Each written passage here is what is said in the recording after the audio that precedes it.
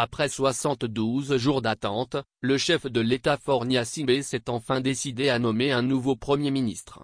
Spécialiste reconnu du recyclage politique, il n'est pas allé chercher très loin. Faure Gnassingbé a reconduit Victoire Sidémeo Toméga Dogbe en poste depuis le 28 septembre 2020.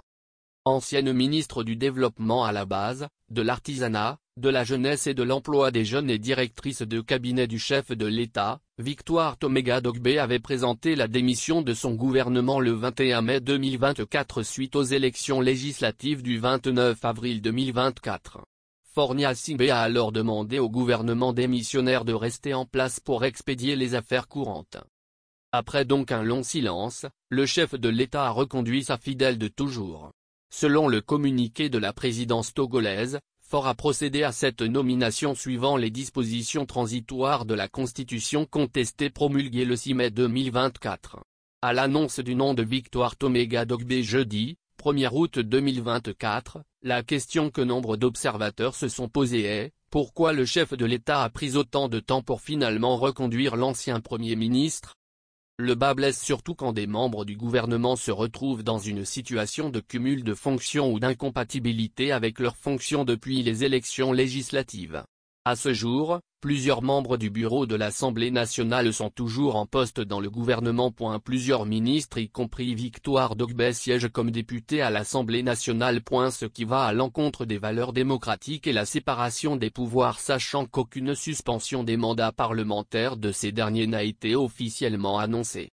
Aussi faut-il noter, qu'un gouvernement qui n'est pas de plein exercice, a un champ d'action très limité. En effet, tout ce qui relève de la gestion ordinaire quotidienne du service public gouvernemental relève des affaires courantes.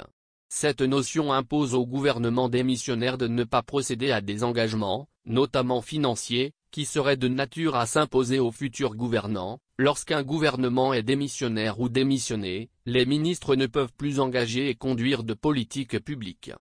Le gouvernement sortant ne peut donc pas engager par principe de dépenses nouvelles qui peuvent obérer les futurs gouvernants, sauf en cas d'urgence démontrée.